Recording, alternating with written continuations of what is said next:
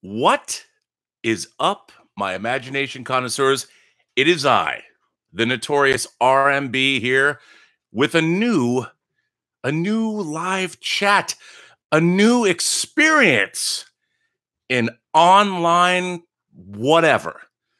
Welcome to this, the first ROBSERVATIONS, the first Burn Network, the first, well, actually, if you've looked at my live chats before, let's face it, this might not be the first, but this is the first official pilot for a new ROBSERVATIONS chat or show that I like to call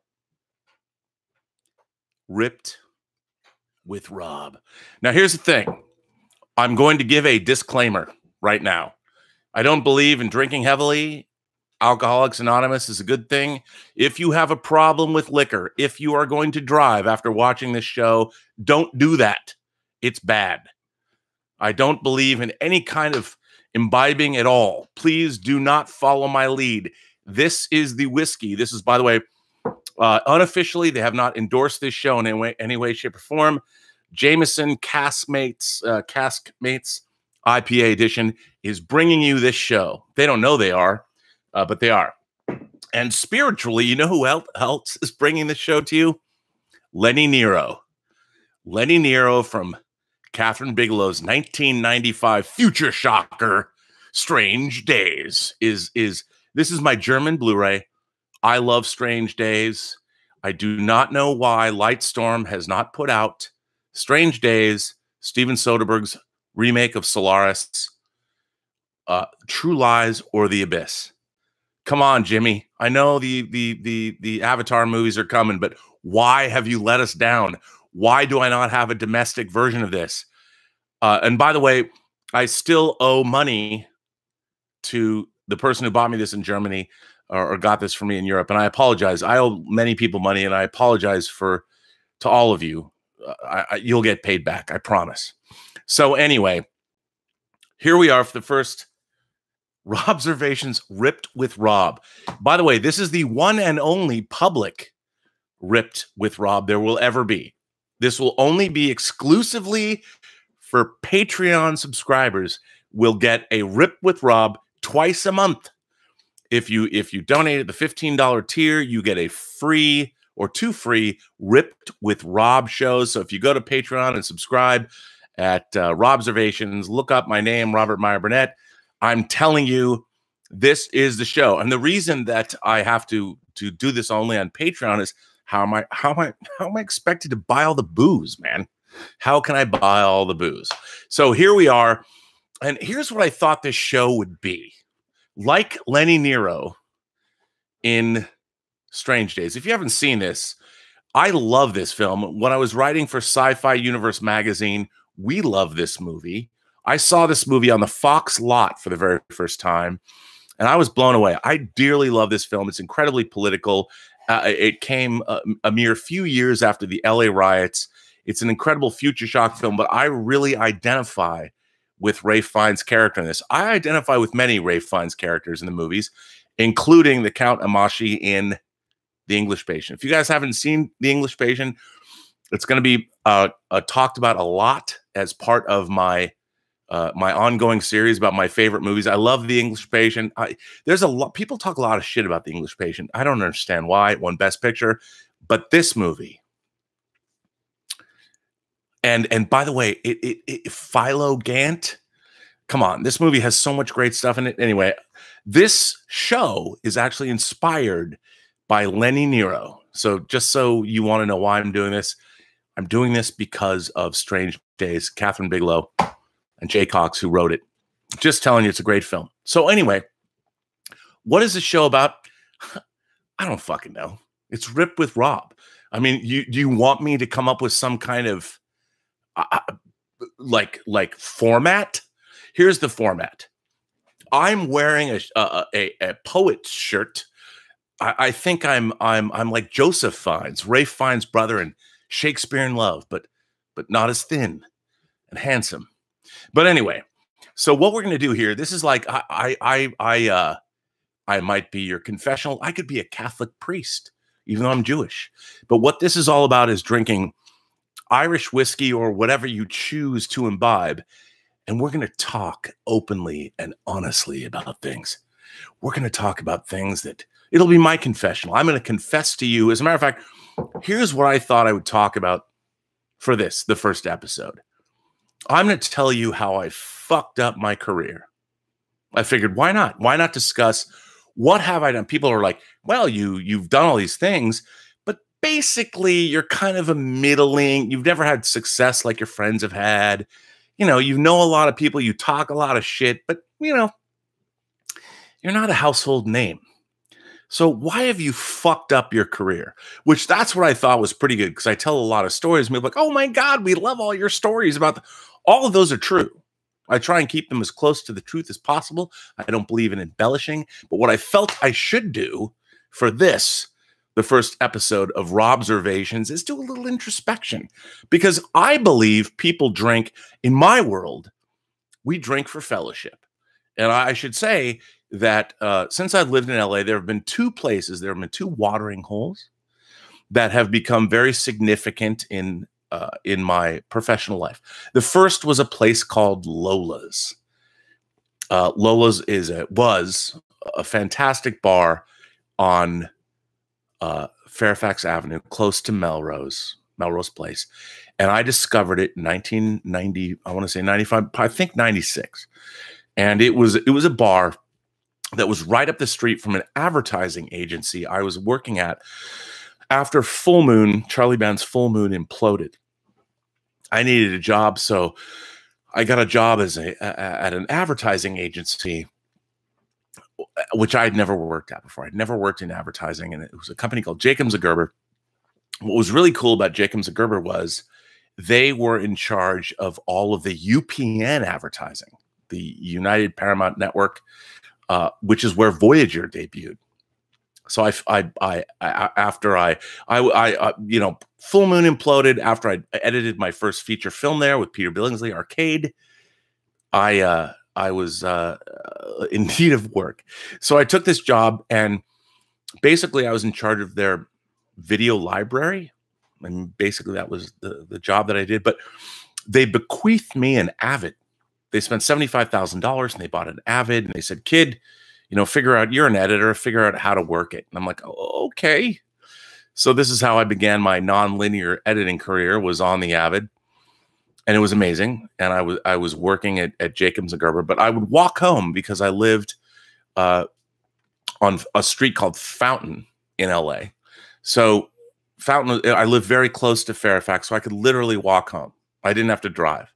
I could walk home. It was like, half a mile or maybe a mile. I don't remember, but it was great. So I could walk to that job. It was awesome. So I'd walk home up Fairfax. And one day I found this bar like Lola's. I walk in, saunter in right when it opened. There's Gilbert, by the way. He's running around. There he goes. He comes and goes. And, it's raining in LA, so he can't go outside. But Gilbert, as any of you know who follow me, Gilbert's very much a part of this channel.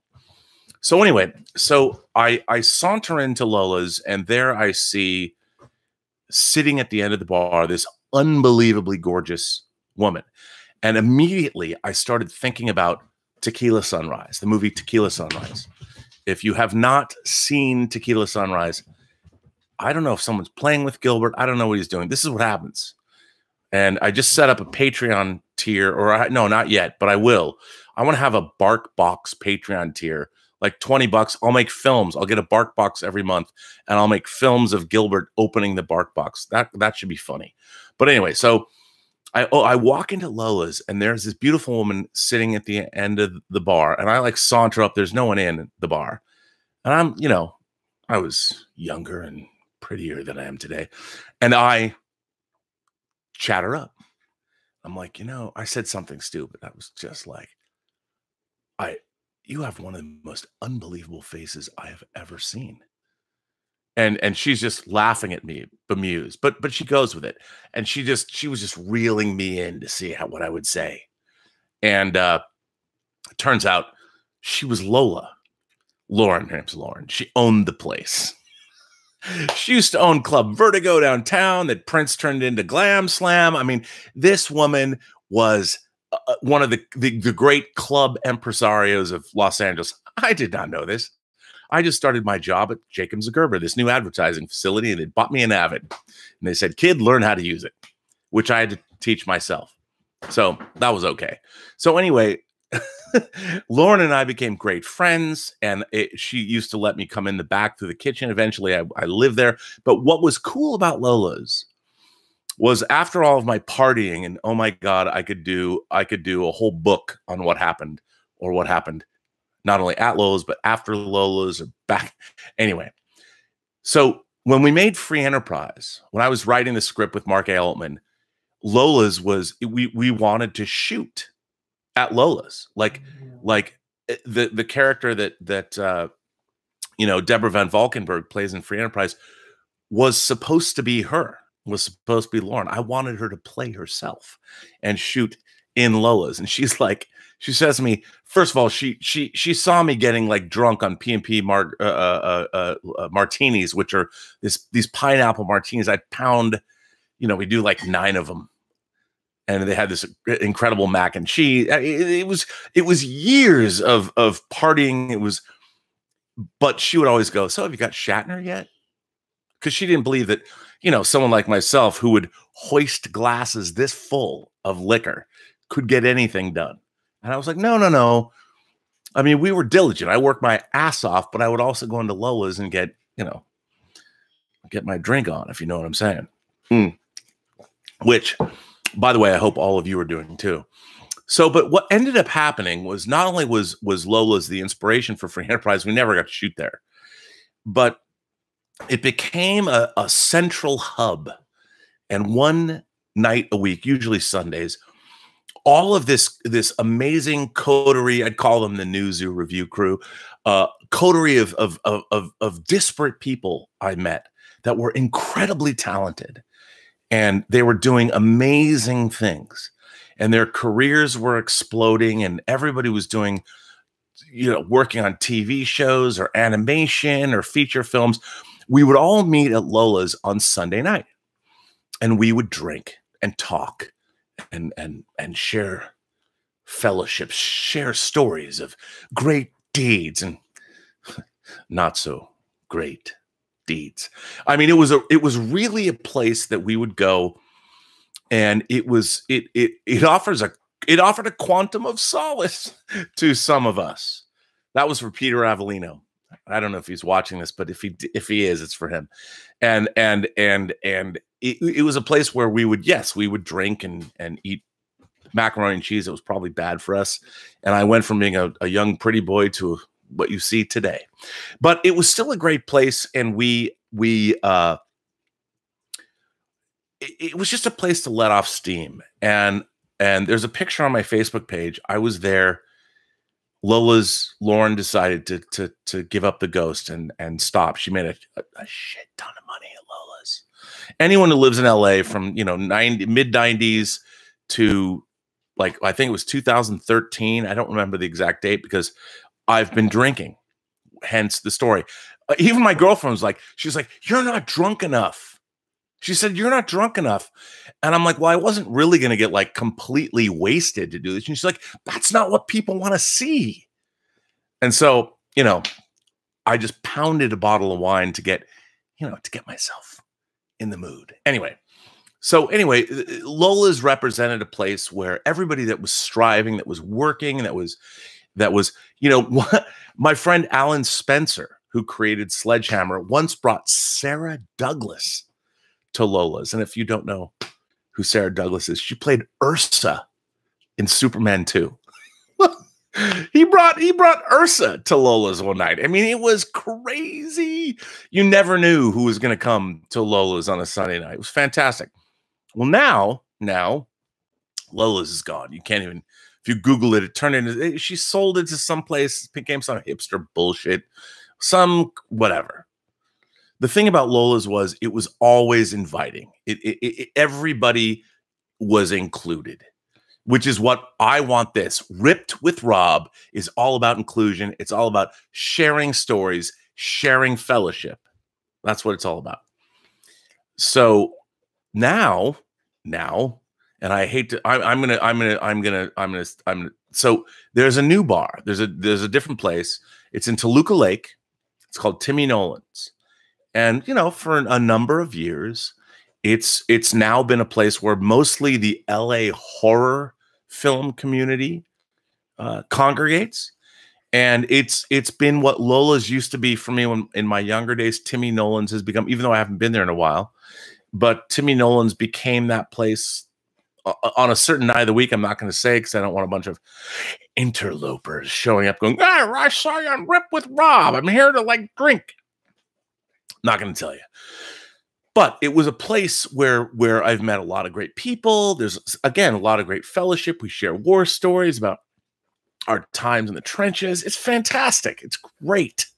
It's great. And it's great to have a place where you have a standing date where you can go, and if you had a shitty week or a horrible, awful time, there's a place to go. Not unlike Cheers or, you know, Quarks on Deep Space Nine. There's a reason Morn was always at the end of the bar. So there you go. The idea of Ripped with Rob is not only so I have an excuse to drink excessive amounts of alcohol and talk on the internet, but it's also to share stories, and it's also to have fellowship with my, what I like to call the post-geek singularity community. And it's a place where you don't have to drink. You know, you can drink water. You don't have to. Not every time am I going to be ripped like I am. Like I had to pound. I had to work hard to be ripped in this state. I worked a long day. I had a lot of work I had to do, but you know, I had to be genuine. So, I'm not even drinking enough, but man, this is a big drink. But anyway, I thought that I would, because this is like a confessional. It's a confessional. What Ripped with Rob is going to be is a confessional. That, by the way, is Zoe Trope, who you'll meet soon enough. After the show, Zoe Trope is going to star in a new ROBSERVATIONS, pardon me, a new Burnetwork show called The Millennial Movie Moment with Zoe Trope.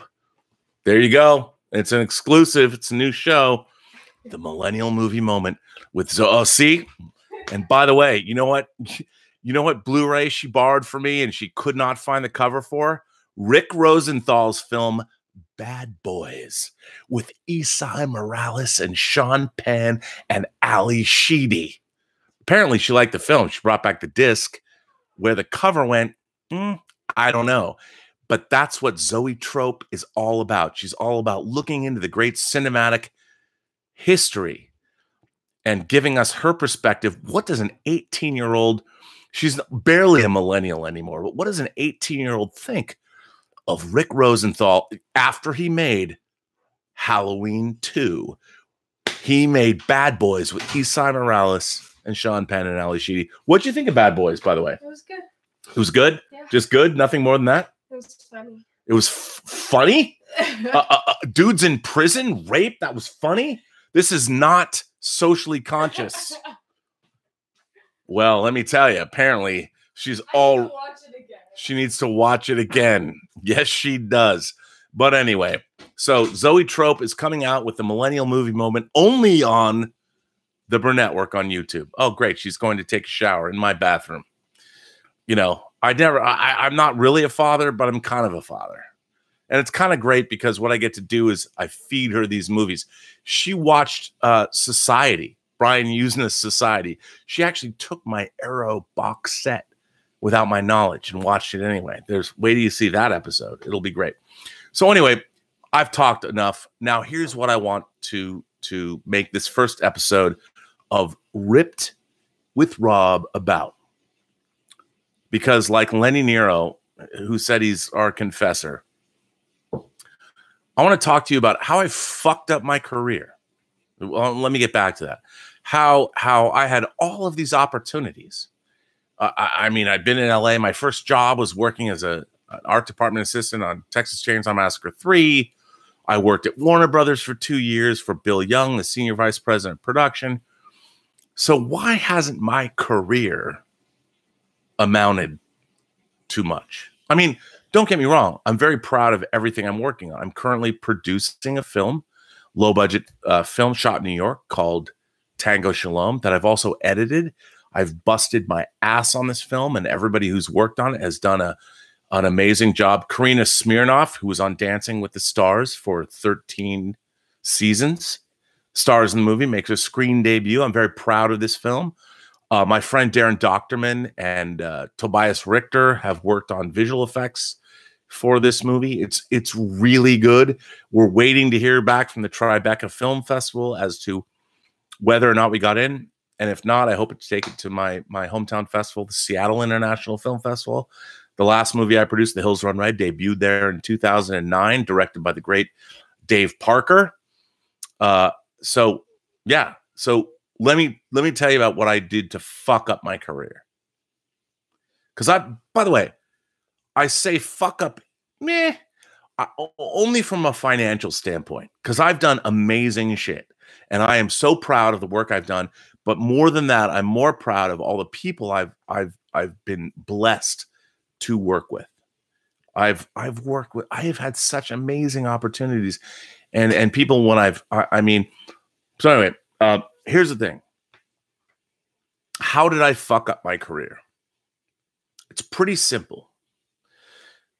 And this is I think this is a lesson that all of you should heed, if I might say so. So I thought, as somebody that wanted to make movies my whole life, I thought that everybody felt the way I did. I thought that everybody was so reverential about film that, you know, starting working in video stores when I was 13 in 1980, I thought everybody loved movies and loved the process. I mean, I grew up reading, I bought the first issue of Cinefex off the stand, which, by the way, had to start. The first issue of Cinefex has the Enterprise from Star Trek: The Motion Picture going to warp, and if you turn it over, it has the alien from Alien. I mean, can you imagine you get basically a book that was about Star Trek: The Motion Picture and Alien? That was the first issue of Cinefex. I thought that everybody wanted to work in my naivete. I thought everybody that wanted to work in movies was like me. It was all about the process. It was all about working as part of the results. And the fact that you'd be Don fucking Simpson, and look what happened to him. Read the book, You'll Never Eat Lunch in This Town Again. Was that it? No, that's Julia Phillips' book. Read that book too, but read the other one. I thought everybody just wanted to make movies because they loved film. They loved the process. So here's the thing. I thought everybody that I met in my career, working with them or whatever, shared my same ethos. And my ethos, and here's my thing. I thought that, and this is my guiding principle of life, people. I'm telling you, I'm laying it out to you right now. Let me take a drink before I say it. And I hope you all do too, whatever you're drinking. I thought that allow the work that you make, whatever you work on, the work you make is the locomotive that pulls you, the caboose, down the tracks. That ultimately, it's the work. It doesn't matter what goes into that work. You've got to get the work finished. You have to make the work. And if the work is done and it's great, then you can do whatever you want.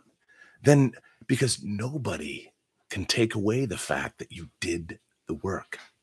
It's done. It's out there. And by the way, you have to know the work's good. And what I always thought is here is everything I've ever worked on, everything, all the work that I've done, I'm very proud. Sometimes, like, I'll give you an example. My great friend Darren Scott, who has, you know, Tales from the Hood 2 is on Netflix now. I love Darren Scott. Him and his wife are a testament to what a great marriage can be, and he's awesome. The first time and only time I ever worked with him was editing a movie called I Know Where Lizzie Is that was on Lifetime. In the middle of us working, I had my 30th high school reunion, and I went to the reunion. I did not explain enough how long I would be gone. That was a mistake. I should have just said, hey, look, I need like, 5 days. And we finished the movie. It was what it was. But I wasn't, I didn't convey to Darren, like I was like, dude, it's gonna, and it became a problem. I finished the film, what we needed to do, but that was bad. I wasn't, totally. And Darren, I'm admitting this to you right now. I'm sorry. I'm glad we finished the film. I had so much fun doing that movie with you. It was great. But here's the thing. Hollywood, as I've told you, is a I think it's a meritocracy. Last time I said that on Twitter, I got hammered. It's not a meritocracy. Look, there's more inclusivity in Hollywood than there's ever been. Does there need to be more? Of course. But we have more diverse. We got more people making movies than ever before. And you know what? Americans should watch more fucking foreign films because the entire planet Earth has been making movies. When was the last time you watched a Bollywood film? They're the biggest film industry in the world. When was the last time you saw one? There's a sequel to Robot. Just came out. Pretty good. Anyway, so let me get back to my biggest mistake. My biggest mistake in my career was I believed that everybody I worked with felt the same way about the process as I did. I know that everything I work on, even if what I'm working on is terrible, it's terrible. It's never going to be brilliant, but my work is going to be good. I will do whatever I can to elevate what I'm working on. I will never be like, fuck this B movie that I'm working on. No, you make every film you work on, you put in the work. And I thought everybody felt that way. I was naive. What I did not know was that there are people that wanted the perks of the movie business. People walk around and go, hey, babe, I'm a movie producer. I'm like, dude, if you're a real movie producer, you don't have to say that because you've already done great work. People already know you are. That's what you want to do. You never want to be in a position. If you're making movies is too fucking hard. There's too much work involved. I've been a post-production supervisor and an editor and documentarian, and I am always hanging on by a thread. And my problem is I never say no. I'm always like, yeah, man, I want to do it because I'm so excited. I'm like, if you want to do it, I want to do it. Let's go make this movie. Let's do it. Why not do it? Let's go do it. But you know what? When it's done, that's when you take the credit. That's when you be the guy or the girl or whomever that takes the credit. And you be awesome because you've made something great. And you know how you make something great in the movie industry? You work with lots of great people and you understand that why have you made something great? It's not because of you. You might have been the prime mover. You might have made it happen. But the reason that movies are great is because of all of the great people that you have working on them. It's not you, man. It's a collective effort. And that's what people don't get. You must have a team. I feel like it's De Niro and the Untouchable team, but it's true. You're only as good as the people you hire. And what you want to do is hire awesome people. And by the way, you know what a great producer does? A great producer takes all the credit for other people's great work, but that producer knows that's what they're doing. So in any situation, they know that, hey, I will give credit to all the great people I was smart enough to hire. And that's the whole thing. And like I've told you earlier in earlier chats, I already know, look, I'm a journeyman. I'm not a fucking genius. I am not Stanley Kubrick. Stanley Kubrick is my favorite director. I'm not him. I will never know. I was not a chess master. I was not a brilliant photographer. I didn't start out taking pictures for Look magazine. His whole thing, the guy's a genius. Francis Ford Coppola. What do you put up with? A genius. Even George Lucas. Say what you want about the prequel trilogy, American Graffiti, Steven Spielberg, all these people that they're geniuses. I'm not that guy. If I was, I'd be, rich. But I love film, and I put my all into it, and I try and make things good. And when you see Tango Shalom, judge me on that. It was a movie that I'm a producer on, and I'm the only person. I've been carrying it to the finish line. And Gabe Bologna, the director, and Jose and Claudio, who are in the film and put up the money. It's a low-budget indie film. I'm really proud of it. Hopefully, Tribeca will let us in. Probably not, but we're waiting. But I've worked on that for a number of years. And here's the thing. If you're a good filmmaker, you make films. You don't sue people that did the work for you and made you look good. But that's just me. So anyway, I've now talked for 30 minutes. And as I am wont to do, I appreciate you guys giving me super chats. I will look at all the super chat questions first. Anybody that will pay to ask me a question, God bless you. That's what I do here. And let's take another drink. Let's everybody who has a drink in their hand hoist a glass right now. And let's clink to the great creative efforts that all of you make in your own lives. And by the way, here's the thing. If you want to do something, we now have the technology where you can do anything you want. It's amazing. It's fantastic. Lenny Nero, man, self-made man. Lenny Nero, self-made guy. And by the way, I have a multi-region Blu-ray player, and I can play this disc anytime I want. It looks great. Fox, where the fuck is Strange Days? James Cameron, you keep giving us excuses. Where is Solaris? Where is Strange Days? Where is True Lies? And where is The Abyss? It's one of those DVDs I will never part with, and it's got a really cumbersome menu system. But anyway, I'm going to go to the top. I'm going to answer any of your super chat questions because, goddamn. By the way, did you all drink? I didn't drink. I toast to you here. Clink. Let's all drink. Let's all look each other in the eye and go, hey, what's up? Welcome to Rip with Rob. Here we go. Man, I love Jameson. I know people like, well, I'm not going to drink like Lafrague or whatever, but it's a show. So anyway, I'm going up. I'm looking at what people have here. Oh, Brewies with Matt. Okay. Brewies with Matt. First of all, I love your name. And Brewies with Matt has been a supporter, a staunch supporter of the Burnett Work and ROBSERVATIONS. So here's to Brewies with Matt. I want all of you guys to take a drink to Brewies with Matt.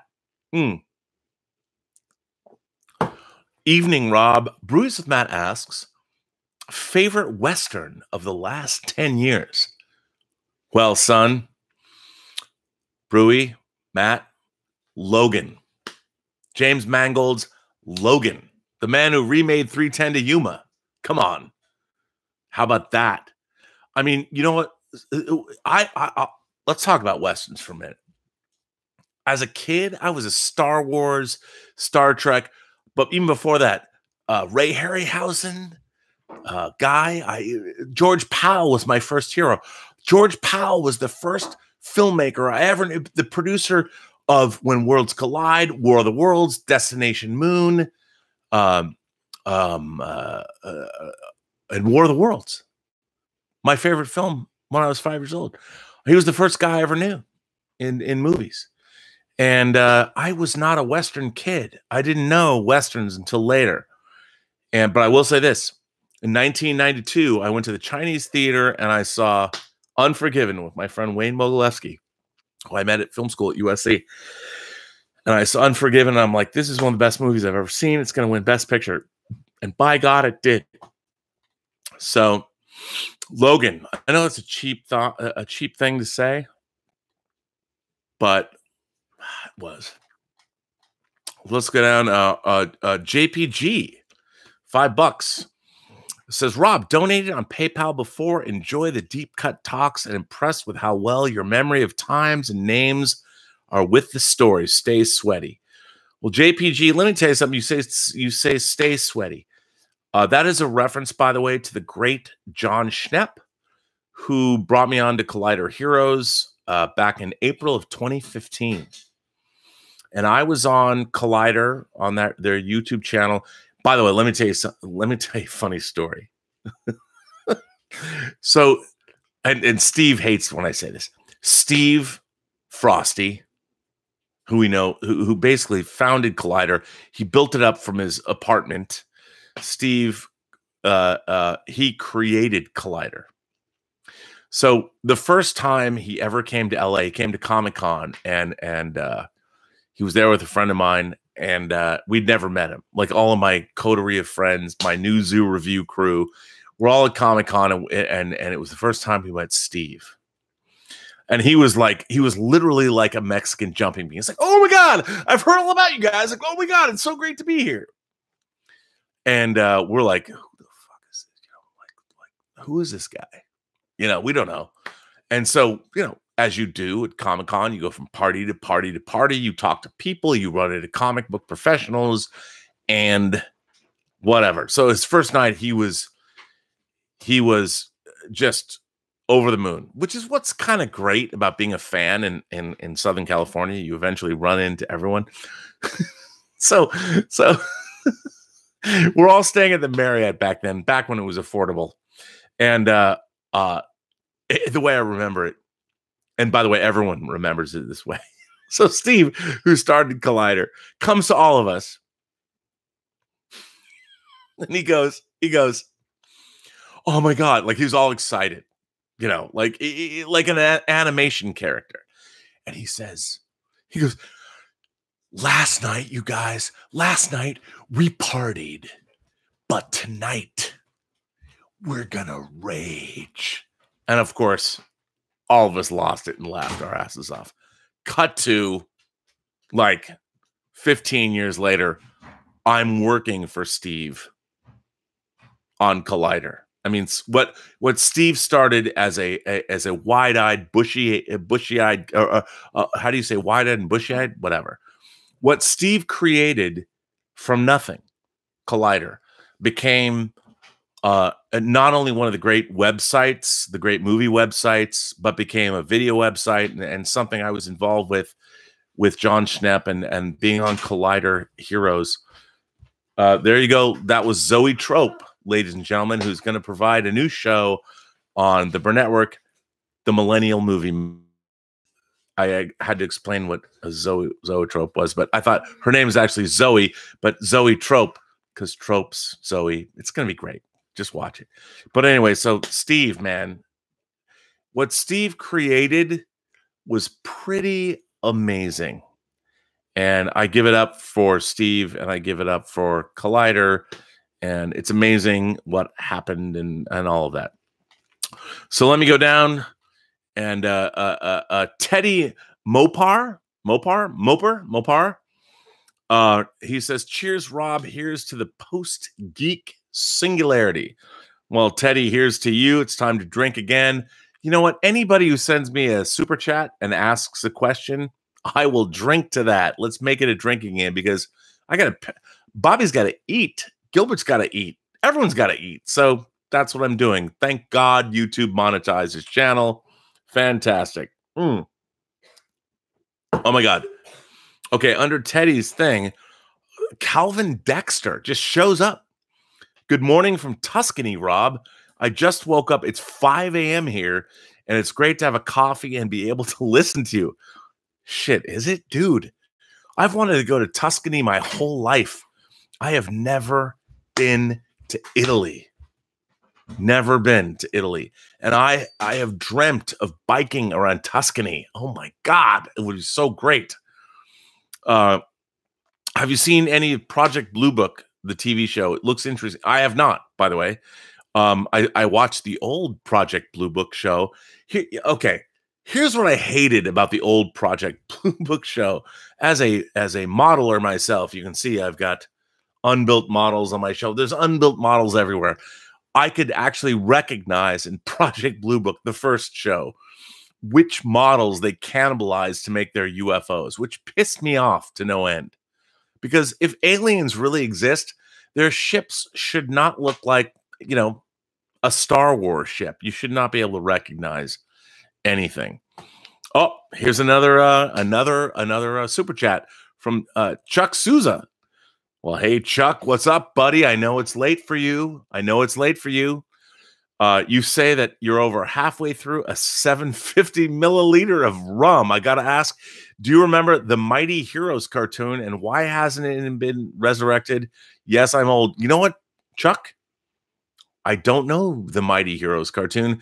For my vast look, I am not beyond admitting that my pop culture knowledge has huge holes, not unlike a brain suffering from BSE, bovine spongiform encephalitis, or AKA mad cow disease. By the way, one of the scariest books I ever read was a book called Deadly Feasts. I don't know who wrote it, but it was all about mad cow disease. And they said, like, by 2010, half of Europe will be suffering from bovine spongiform encephalitis.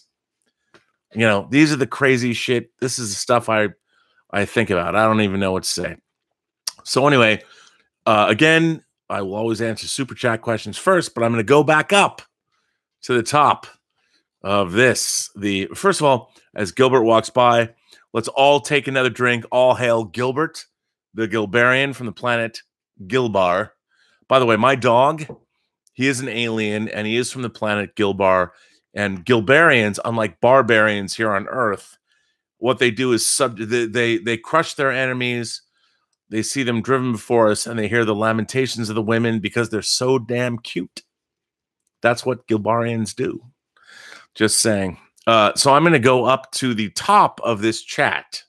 I will always jump down and service you guys giving me those donations through super chats. I appreciate that. So let's see what we have. Olenti says, I'm really going to drink mudslides on a Thursday night because ripped with Rob. Olenti, I cheers you. What is in a mudslide? Mudslides are very sort of fluid drinks. You never know where they're from. But here's to you. I drink more of my Jameson. By the way, I know that doesn't exactly, you know, in Shakespearean times, let me put on these, you never know what weird glasses I have. My readers, they're all over the house. So I got to put these on. I hope it doesn't make me less cool. And because I'm sweating, because it's, of course, Rip with Rob, take a drink. I'm hot, and condensation's all in these glasses I can't see. So the Gray Man says, I'll be sipping on Hennessy and Cuervo this evening. Dude. Yeah. Love that. Let's see. What do we got here? Bill Barkley says, I don't know if I can stay awake for this. It's 2:30 in the morning as it is. I don't even know where you are, Bill. Where are you? But you know what? Let's all drink to Bill Barkley. Wherever he is, he was thinking about being here. Here's to you, Bill. Take another drink. There's Gilbert barking. Even Gilbert says, Bill, I bark to you. Farky 50, by the way, let me just tell you, he's become a part of the Post Geek Singularity community here on the Burn Network. Farky, I just want to say, you, my friend, are a great supporter. Farky 50 says, hey, Rob, here's another one of my all-time favorite animes, Alaska Flown. Yes, dude, I have the fucking, oh shit, I said fucking. I have the big blue box set of that shit on DVD. It's great. I love the movie as well as being different, and I'll tell us their thoughts on the great story, if you will. You know what? It's a great, if you got, you know what? It's one of the Escaflown is a fantastic Japanese anime if you haven't seen it. And back in the DVD days, those old days so long ago, they released a fantastic box set. It's a huge, which I have. Anyway, it's great. So Sebastian says, I watched Neon Genesis Evangelion. I was blown away. What a cool anime. Too bad the animation towards the end dropped in quality, but great series. Farky, I will check out Escaflown. Sounds interesting. If you guys haven't seen it, like, here's one of the things that is my secret passion is mecha anime. I fucking love, some of you know, I have this from the 30th anniversary of Macross, Or this is Roy Fokker, a Japanese company made these motorcycle helmets. I spent $500 when I was rich to buy this. I don't even have a motorcycle or a scooter, but I have Roy Fokker's Japanese motorcycle helmet. I love mecha anime. And Evangelion is like if you don't know what Evangelion is, it's interesting. It's basically the spiritual anime. Well, all anime is kind of spiritual, but you check it out. I can't even explain it right now because it's ridiculous. Evening, folks, says, hey, Rob, fun observation. If you notice on the Far From Home poster over Spidey's right eye, there's a Berlin passport stamp, and the last 2 digits is 19. 2019. Dude, Evening, folks, is on to something here. If you don't know, if you haven't watched the John Campea show, we've talked about this. If you watch the Spider-Man Far From Home trailer and you look at, if you still frame the passport, there's no date on when the year is. But wow, Evening, folks, that is a good get, brother or sister.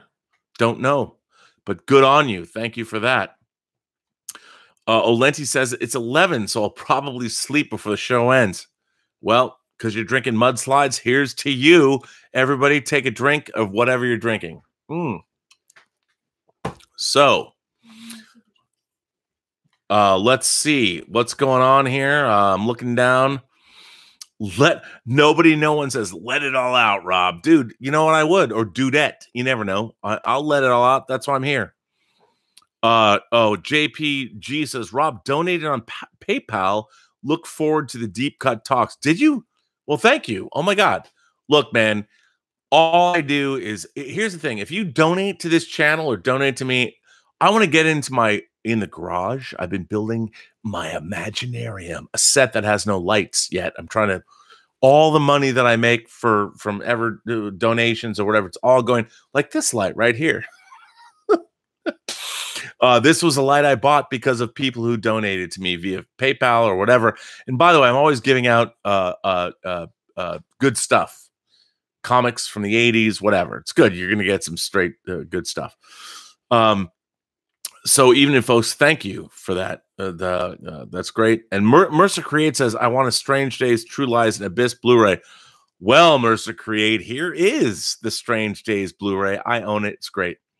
And yes, God damn it, so do I. Where is the Abyss? Both versions. You know, I've told this story once before, but I'm going to tell it again because, you know, I'm ripped and I'm Rob and I can tell it. So in the early 90s, I was the director of special events for Dr. Reed's Academy of Science Fiction, Fantasy, and Horror Films. And I think it was 92. I want to say 92. When James Cameron released the director's cut of The Abyss, and it came out theatrically.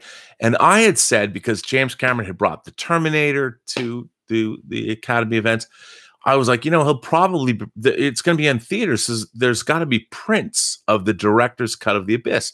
And we'd all seen like stills of the giant wave or whatever. So I said to Dr. Reed, I'm like, you know, we should have and by the way, the Academy of Science Fiction, Fantasy, and Horror Films had all of their events mostly every Sunday. They would have screenings at USC, on the campus of USC at the Norris Cinema. And I had, I said, you know, you guys should have a screening of The Abyss, and James Cameron will bring it down and whatever.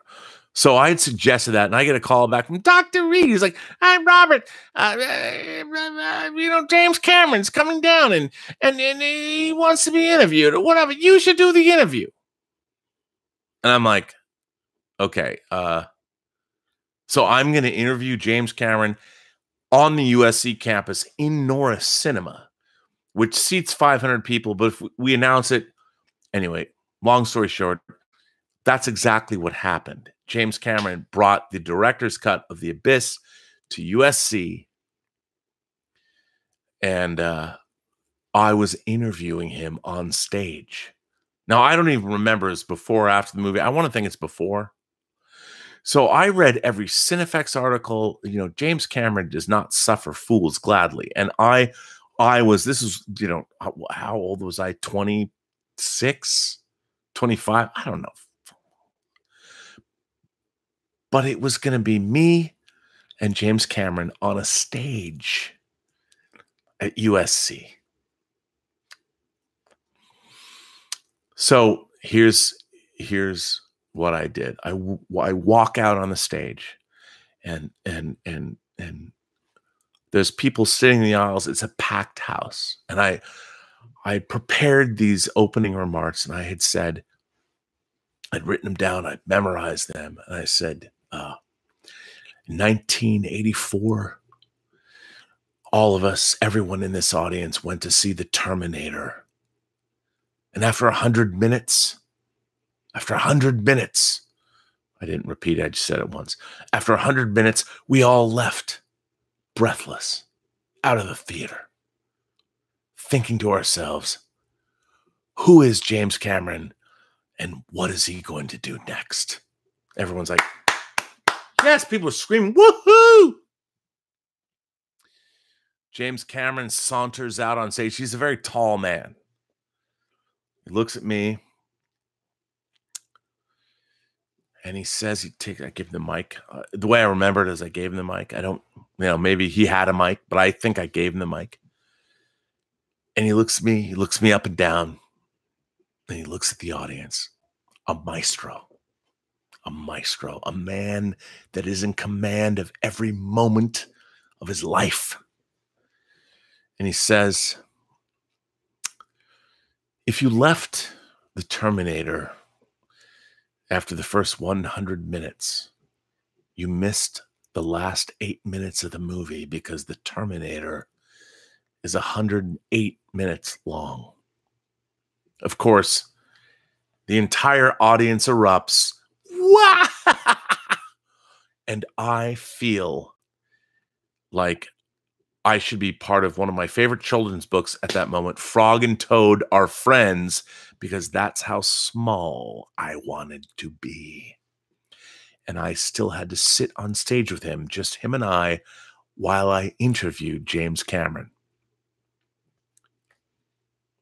But here's the thing.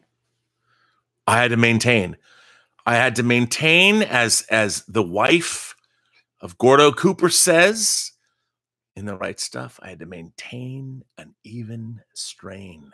I had to interview him. I couldn't capitulate. I couldn't cry. I couldn't run home to mommy that James Cameron, one of the most technically adept, if not creative filmmakers in the entire history of Hollywood, has made me the butt of a joke. What do? You sit down and you persevere. And I knew, because I had done the research. I had done the work. I knew my shit. I interviewed him. Me and him on stage live for, I want to say it was an hour. And at the end of that discussion, after he had taken me down a peg, not just a peg, he'd taken me down to the bottom of the ocean. I was whale shit in his mind. He shook my hand. He gave me his hand afterwards. And I shook his hand. I shook James Cameron's hand. And he said, I really appreciate how prepared you are. Thank you. I mean, come on. That was an epic fucking win. That was a win, my friends. That was perhaps one of the greatest moments of my life. And it happened before I'd even, very early on in my interesting career. But here's the thing. You can't monetize that idea. That was something that happened to me. It's personal to me, and I loved it. And James Cameron, he gave me, I never had to work with him. I've never been involved with him. I've never done anything with him other than that moment where I shared a stage with him for an hour at USC, at US fucking C. And it was great. And you know what? I stood up. He took me down a peg, but he was testing me. He tasks me. He tasks me, and I shall have him. I will chase him round the moons of Nibia and round the Antares maelstrom and round perdition's flames before I give him up.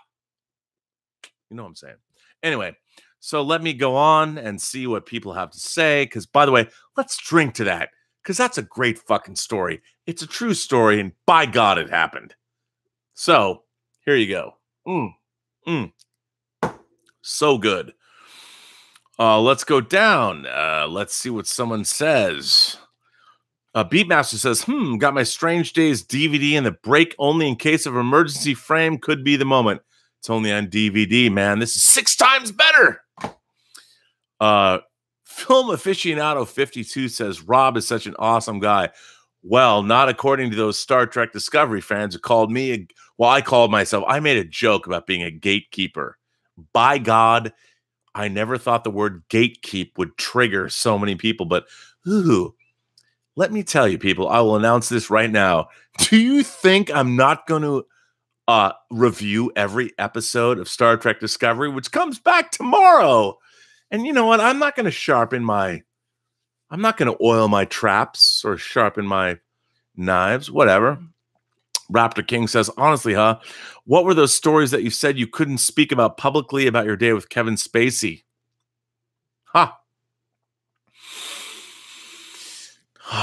You know what? Maybe the next Robservations, I'll tell those stories. Oh, Raptor King says, just kidding. I can't even read this. Mr. Idaloo Chipper Shorts says, Rob is too awesome. I love watching his film recommendations. Thank you. I promise I will get to my E's. I've gone from A to D. I will get to the E's soon. By the way, I have to pee like a racehorse. My God, thank God at the end of this hour. Olenti says, need the dark, dramatic music. Dun, dun, dun. Oh my God, Raptor King says John Wick 3 trailer tomorrow. Oh my God, how excited are we? I can't wait. Hot Toys is making a Neo figure and they're making a John Wick figure. Can you imagine making 2 Keanu Reeves fight against one another? Fantastic. Wade Poulter says, holy shit, you've got a full glass of Jameson there. Well, yes. And I'm gonna finish this because what I want you guys to do is know that I am committed. I am committed. Subscribe to me on Patreon twice a month. I'm going to do these shows, Ripped with Rob's, Ripped with Rob, the Robservations chat from the Burnett Work, only on Patreon twice a month. Yes. And by the way, the reason that I have to have you do this on Patreon is because I can't afford top drawer liquor. I got kids. I got a wife. Well, a girlfriend and her daughters. I mean, my God, we have a family. I have a family here I have to take care of. And that's why I drink. Anyway, so Rob, you're one of the coolest cats on YouTube. Maximus 1041. I appreciate you saying that, but you know what? Maximus Decimus Meridius, father to a murdered son, husband to a murdered wife. He will have his vengeance in this life or the next. Big Chief, a toy company in the UK that has put out amazing James Bond figures, amazing Doctor Who figures, is making the first licensed Gladiator figure. How excited are you? I don't know. You should be. I'm excited because goddamn, I've had multiple bootleg Gladiator figures. I can't wait to get more. Bright says, you don't have to drink, but you have to be sweaty. You are correct. This is just a gimmick. Subscribe to my Patreon, the $15 tier. I'm going to do this twice a month for you guys. And oh my God, the more I drink, the more I talk. It's amazing. And the more I sweat in my, it's amazing I'm wearing this. I don't even know why. I wore it once, the Schmodown. Coaster Ninja said, who is Zoe? A roommate, family? Zoe has become family to me. She is my girlfriend Elizabeth's daughter, her 18-year-old daughter who's finishing up high school. She is one of the most vivacious, smart, dynamic, beautiful, incredible women I've ever known in my life. She is a fantastic example of humanity. And what's really awesome is I got to like sneak in, like when she was like 15 or whatever, and just claim her as my own. I can just walk around and go, yeah, man, Zoe's my daughter, which is fantastic. I mean, she's an incredible girl. She's wicked smart, except for the fact that she lost my Bad Boys Blu-ray cover. But what's amazing about her is she takes all of she'll sneak in and take movies that I'm like, I'm very surprised that you watch this. And she has amazing commentary on these films. And that's why I'm going to do a Burnetworks show with her. Because I said to her, I go, you have to be Zoe Trope. That's your nickname. Zoe Trope. Like a zoetrope. But Zoe Trope, because she'll talk about tropes. Get it? She's a great girl. She's beautiful. She's funny. She's wicked smart. And she's going to graduate from high school. And she's going to go to France and be gone. And I'm going to be depressed because I eat dinner with her every night. And she's amazing. And it will suck that I'll be an empty nester. Anyway, however, we have the young Sophie. Just saying. But thanks. Zoe is great. She's not a roommate. She is an amazing girl. And everybody, she's going to do amazing things. But I'm going to do a show. Don't hang on. Don't think I'm wrong. I will exploit her talents. I will exploit her beauty. I will exploit her intelligence. I will also exploit the fact that she cannot find the cover for my Rick Rosenthal directed Bad Boys Blu-ray, because until she does, she's working for me. That's what I'm saying. Okay. Raptor King says, you have some great hair, Rob. Thank you. My girlfriend Elizabeth,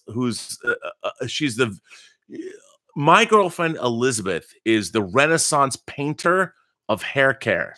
I mean, if you want to have the best haircut you've ever had in your life, she will do it for you. And she's always like, I could color your hair and make you look younger. Come on, man. If I looked younger, I wouldn't be so creepy drinking this much. It wouldn't be as fun. Let's see. Going down. Norman Lau says, sup, homie? Just arrived via Jumpgate, catching up with the show. Well, let me tell you about Norman Lau.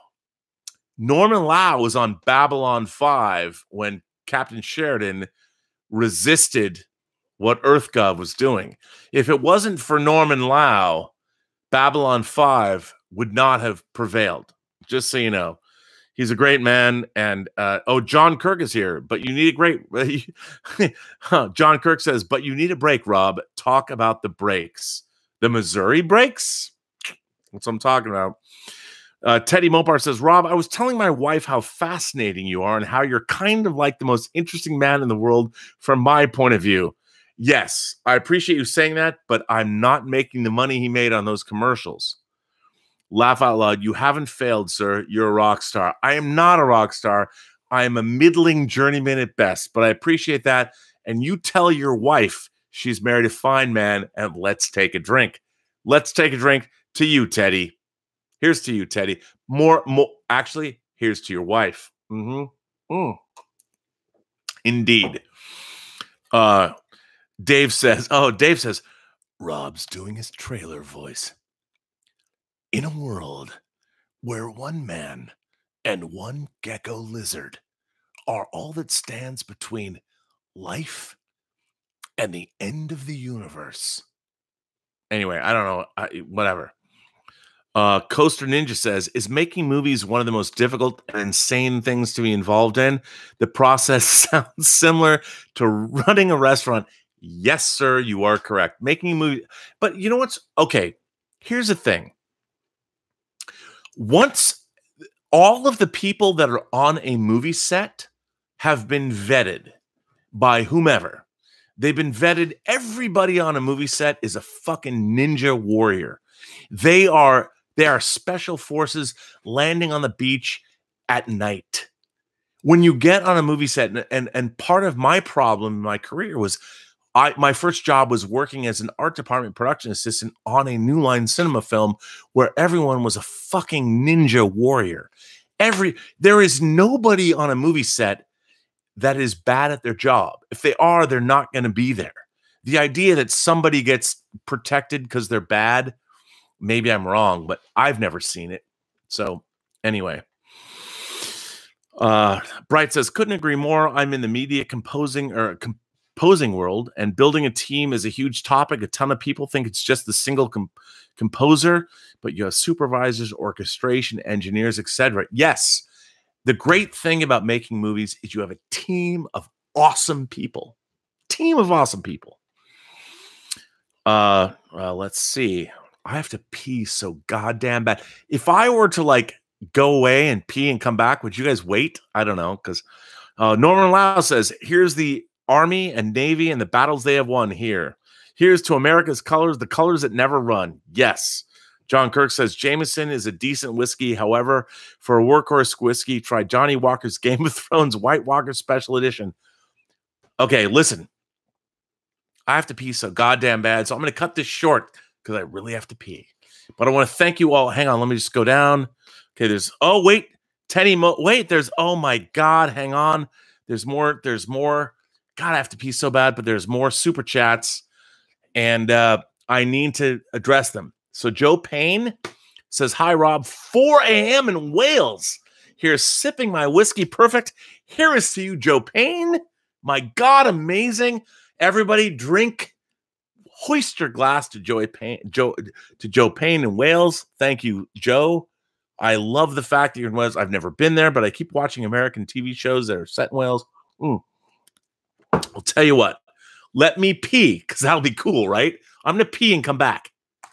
Yeah? Haha. How about that?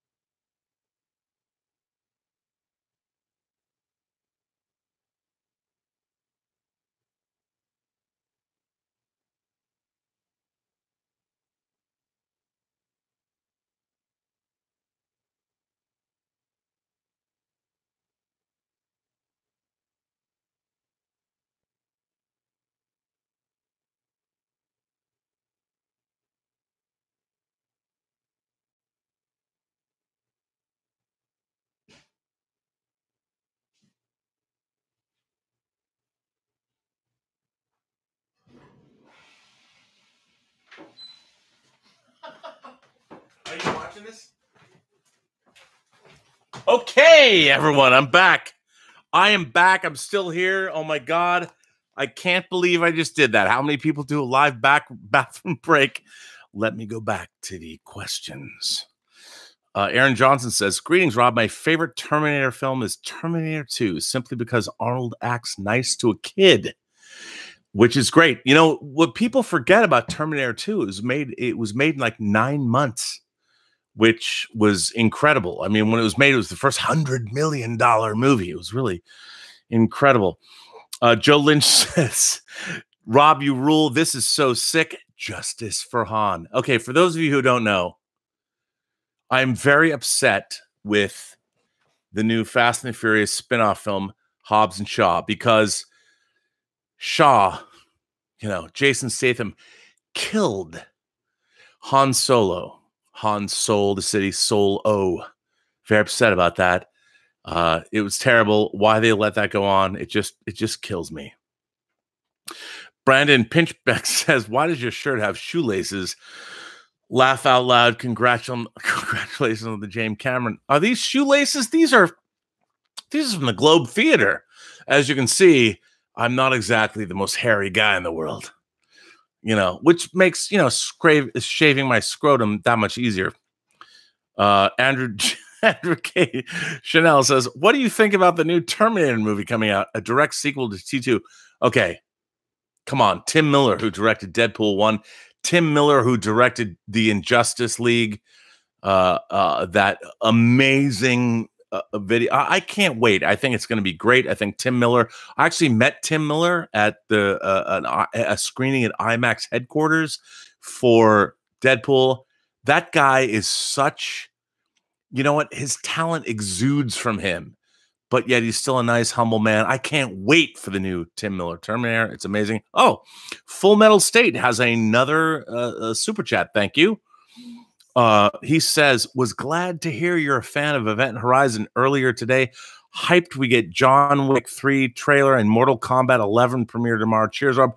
Full Metal State. First of all, I would like to think that you're talking about, or your name comes from Full Metal Jacket, Stanley Kubrick, my favorite director. But you know what? I'm glad you say that, because John Campea was not a fan of Event Horizon. Now, I don't think Event Horizon is the greatest movie in the world. I don't. But it's really cool.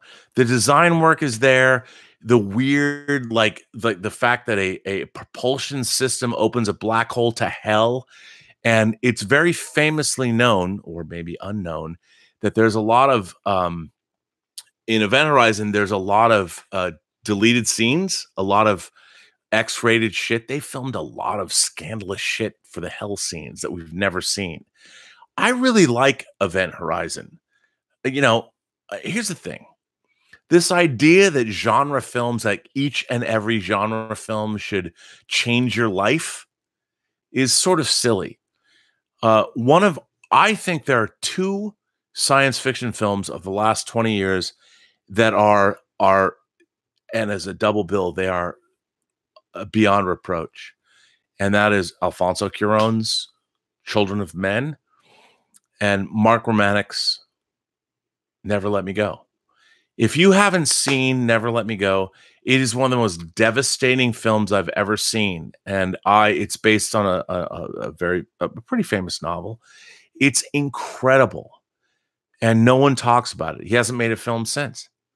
And it is Never Let Me Go is Rachel Portman's score I listen to all the time. It is a beautiful, beautiful film. But it's not going to make you smile anytime soon. So Dave says, take a pee break. We'll be here. Well, thank you. Wait, there's more. What? Oh, wow. Wow. There are super chats I missed. By the way, oh my God, you guys, I didn't even realize this, that there's so many. Oh my God, you guys, so many super chats. Wow, I apologize that I didn't see this. Brewies with Matt says, by the way, every time Brewies with Matt even is in this chat, let's drink to Brewies with Matt, because God damn it, sir, yes. He says, do I ever make it to Emerald City Comic Con? Here's the thing. I'm fucking from Seattle. I've been speaking at Comic Con at San Diego since 1994. I have been doing the closing panel at Comic-Con, Starship SmackDown, which I created since 2002. No one from the Emerald City Comic-Con, I'm from Mercer fucking Island, has ever asked me to be at the Emerald City Comic-Con. Just saying. Unbelievable. Whatever. Hellsing's, oh, by the way, Hellsing, another great Japanese anime. Hellsing 7747 says, is ElfQuest any good? Yes. If you guys haven't ever, Richard and Wendy Pini, ElfQuest is an old school comic. I mean, Marvel took it over at one point. ElfQuest is wonderful. If you like fantasy, you got to get ElfQuest. It's awesome. Robert Kessler says, might need to get vodka out for the stream. Cheers. Robert, by God, yes, you do. But if you're going to get the vodka out, tell us what vodka you're drinking. My God. Maximus 1041 says, Rob, glad to see you happy now that you have your own channel. Keep up the good work. Salud from NYC. Well, here's the funny thing. I wasn't going to do it. Like, I wasn't going to do my But people ask me, like I've been asked, I can't thank everybody enough, from Collider Heroes to be on the, John Campea called me up after John Schnepp died, and John Campea and I and Schnepp did Heroes first.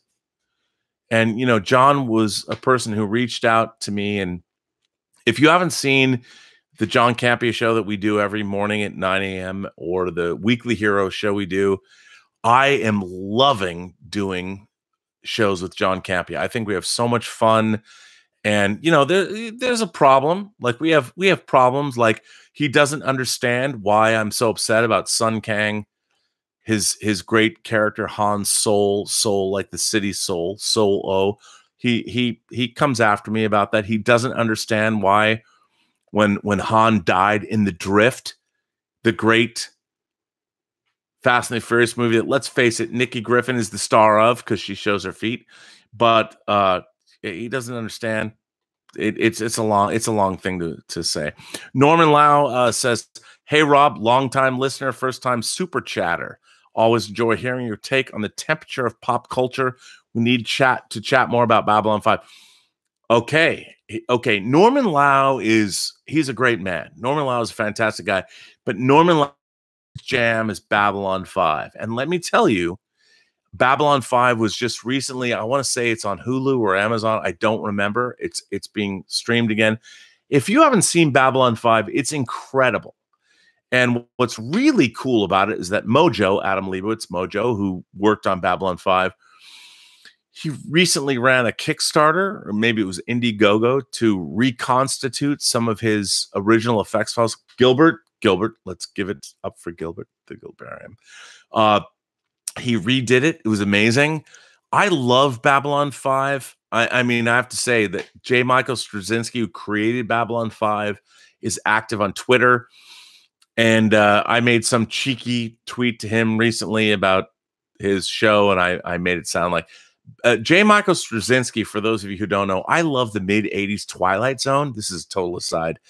And they had to fill out, after 2 years, it was canceled, but they wanted to fill out the syndication order so they could get 100 episodes. J. Michael Straczynski came on board and did the 3rd season, where he was given no money. It was certainly not network money, but he did a great job creating incredible stories for the mid-'80s Twilight Zone revival that I love. So, by the way, I said to Joe Payne, by the way, you guys, for super chats, what super chats are, if you don't know, is people you ask me questions and you give me a little cheddar, which is great because I can use it to buy a light that will last longer than this one. But anyway, so let me go down, and Norman Lau says, "Con, yeah." Coaster Ninja says, "That's a great story. I hope so." Andrew, and I already answered that question. Full Metal State, I already answered that super chat. Thank you for that. Aaron Johnson says, "Rob, can you imagine Arnold playing a U.S. president in a movie similar to how Harrison Ford played a U.S. president in Air Force One?" Here's the thing. I'm all about verisimilitude. You got to make me believe. I don't know if I would ever believe Arnold Schwarzenegger with this accent would ever get elected president. But let me tell you, Air Force One fucking rules. I still love it. Gary Oldman is awesome. I consider Air Force One to be the 3rd Jack Ryan movie, because if you guys I love Tom Clancy's Jack Ryan novels. And as everyone knows, at the end of Dead of Honor, Japanese terrorists fly a jetliner into the Capitol while Congress is in session. They kill everybody. And Jack Ryan, oh, you don't know that? Really? Oh, well, it happens. It's true. It does. Yeah. So Jack Ryan becomes president of the United States in the epic executive orders. I wanted to see that. So I've always thought that Air Force One was the 3rd Jack Ryan movie, beyond Patriot Games and Clear and Present Danger. By the way, I love Sum of All Fears. I love Affleck as a young Jack Ryan. Movie Paradise says, "Love your work, Rob. So glad to listen to you, who has a pure love of film. I'm like, I hope I'm half like you when I'm your age." Oh. I'm so old. As a lover of the medium of film and all it has to offer myself, thank you. Movie Paradise, I thank you for that. But God damn it, I really hope that through Botox injections and bionic limbs, I can beat aging, because by God, I want to live 200 years. Because if I didn't, who would be talking about half the shit I talk about? Dolt for Cash says, John Wick 3 is the first movie that I will abstain from watching trailers. Don't want to see any of Keanu's amazing gun fu before I hit the theater. I'm with you, man. You know what? I'm gonna watch it only because I love the John Wick film. So good. And come on, aren't you gonna like refresh your browser and see when that trailer drops? I know I am, because why not? I'm drunk now. Andrew K. Canal says, who would you like to see as the next Bond? Idris Elba is my first choice. Do you think old Bond movies should be remade? No fucking way, Andrew. Okay, dude. I'm a huge Bond fanatic. I love James Bond. And I love Idris Elba. I love him as Stringer Bell. I love him as Luther. I love him as Stalker Pentecost in, come on, what, Pacific Rim. Yes, I love him, but I don't think he should be Bond. You know, Bond, like, it has nothing to do with race. I don't care, but that's not Bond. I mean, if you made Idris Elba Bond, what you should do is you should create like a new character that Idris Elba can inhabit, like Stringer Bell or Luther. But by God, I love Bond. Bring on Bond 25. I think I am with Barbara Broccoli, who, oh my God, can you imagine? There was an article, you can look this up, like Barbara Broccoli, whose job it is, she inherited her father's legacy. Her job is to make James Bond movies. She's richer than God, and she dated some famous British chef. And this guy did some tell-all tome where he complained that she bought him an original Picasso. Like, I've never met Barbara Broccoli. I love her from afar, and I can't believe she has to date guys that complain because she bought them a Picasso. Come on. I'm all about Michael Wilson, Barbara Broccoli, Bond 25.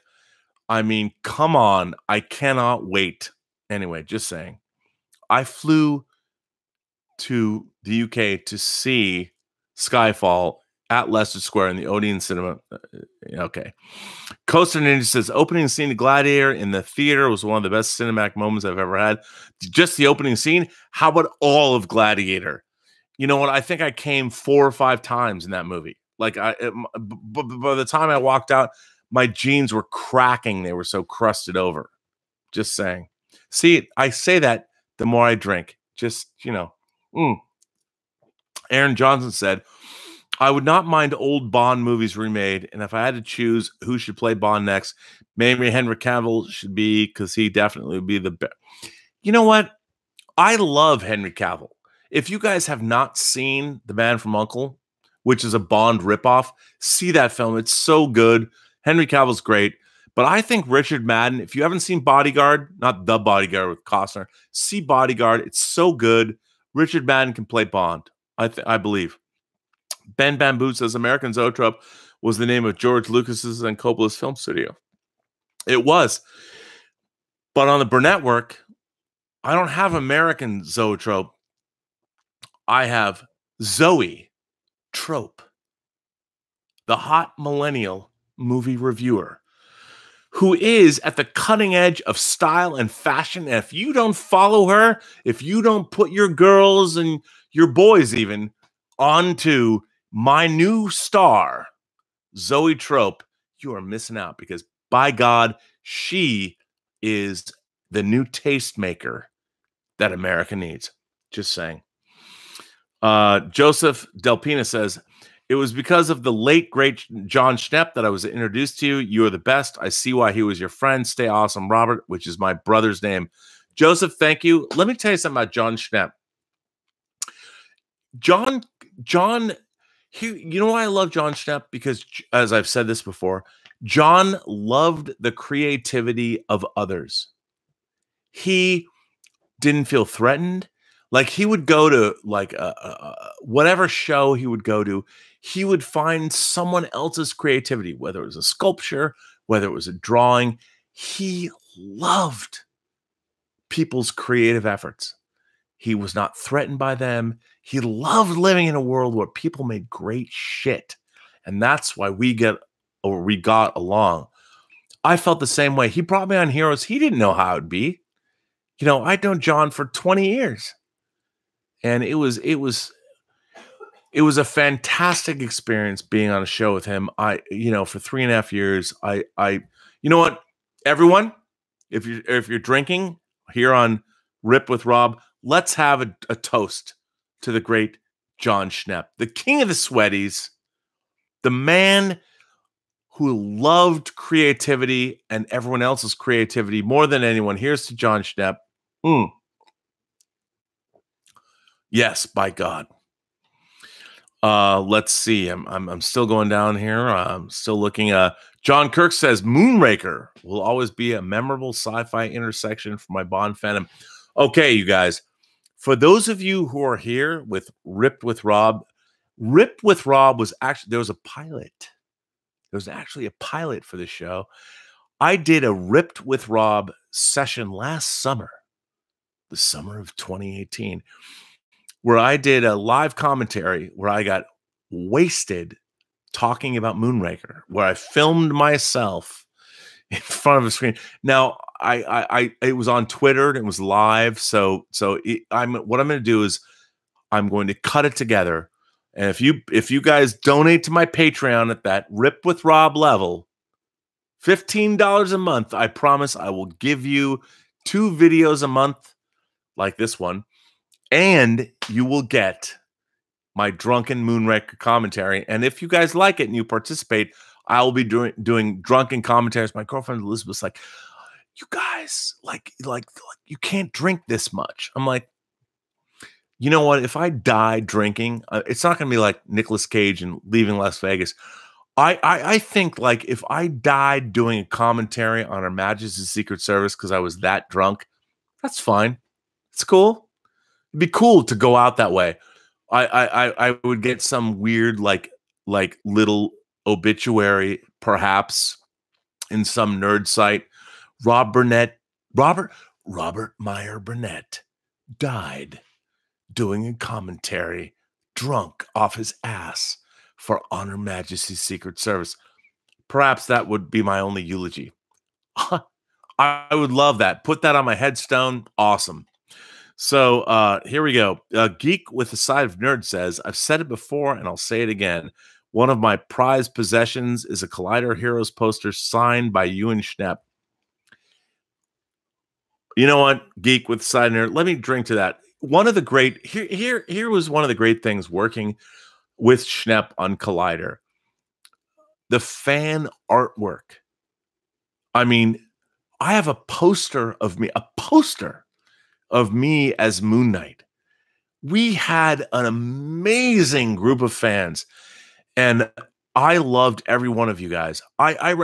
Elizabeth and I went into the Cheesecake Factory here in Pasadena, just randomly went in, and the maitre d' like came out and said, "Are you Rob Burnett from Collider Heroes?" And gave us there was a lot of people and sat us down. I mean, I cannot tell you how enriched my life was because of John Schnepp and bringing me on to Heroes. And by the way, I got to thank John Campia.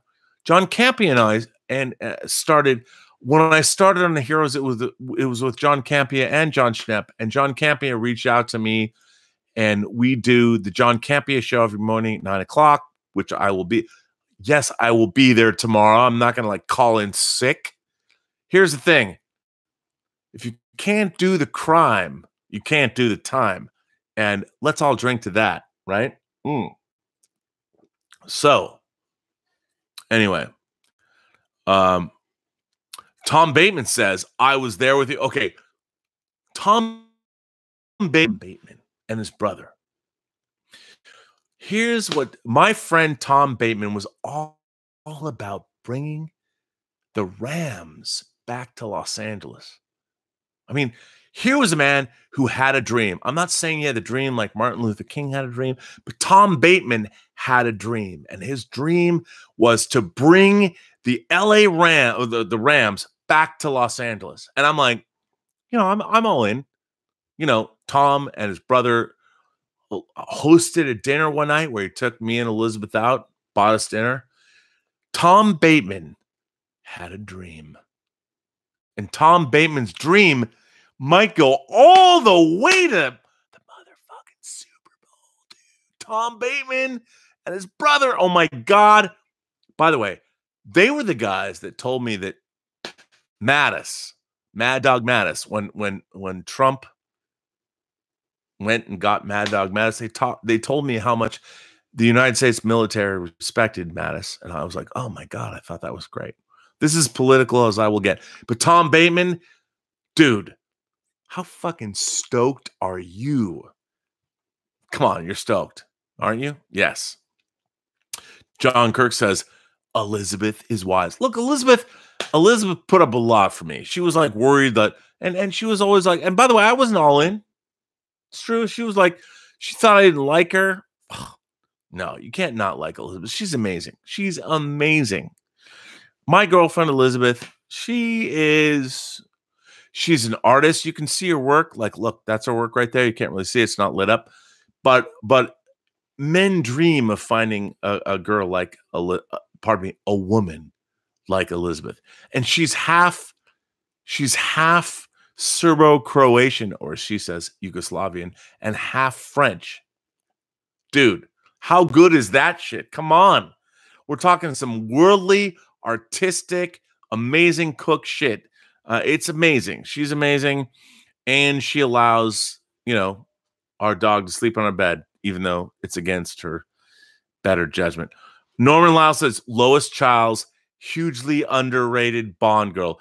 For those of you who don't know who Lois Childs is, she played Dr. Holly Goodhead, I kid you not, in 1979's Moonraker. Which, by the way, if you subscribe, if you give me your Patreon, you will see my drunken Moonraker commentary that has become legendary, apparently. Whatever. Hang on. Tom Bateman says, oh, wait, I already said that. Norman Lau. Oh, Norman Lau says, I think James Bond would make for a great long-form storytelling on Netflix or Amazon. Yes, you're correct with that. You are correct with that. But I still want Bond movies every 2 years. And I really want Bond 25. Norman Lau says, yes, John Kirk. I don't know what you're referring to. It would have been glorious. That's what John Calico said in the first season Star Trek episode, Errand of Mercy. Craig Killarney says, the Korova Milk Bar sold milk. The Korova Milk sold Milk Plus Velicet, or Synthamesque, or Trencrum, which is what we were drinking. This would sharpen you up and make you ready for a bit of the old ultraviolence. Okay, Clockwork Orange, one of my favorite movies of all time, beyond Godfather 1 and Godfather 2. Godfather 1, Stanley Kubrick famously said, was the greatest movie ever made. I love Clockwork Orange so much.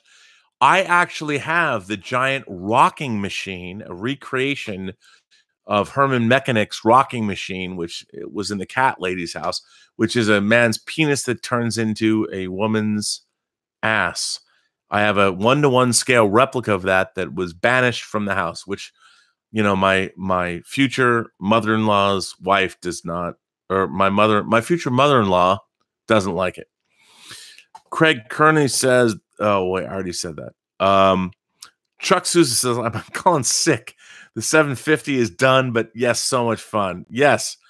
Barmack in Ireland says, Rob is lubricated. It's approaching the time to get the good questions out.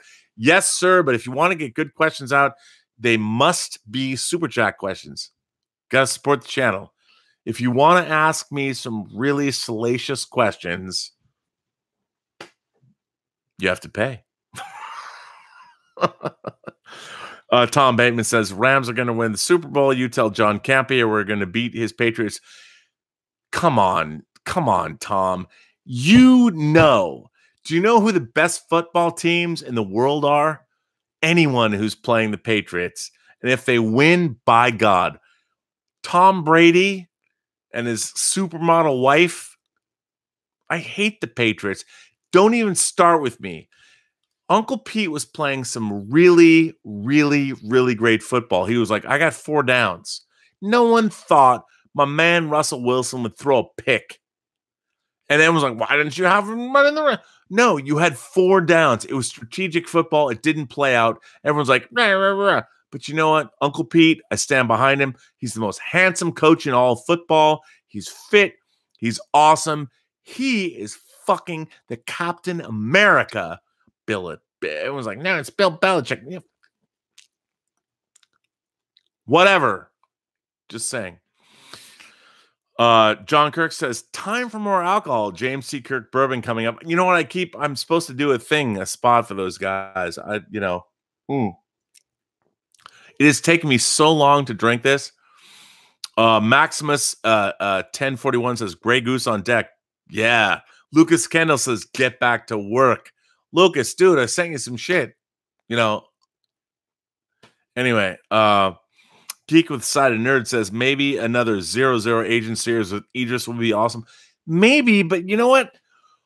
Idris Elba deserves his own shit. I mean, Stringer Bell, iconic character. Luther, certainly an iconic character. Idris Elba needs his own stuff. And by the way, okay, I wasn't going to bring this up.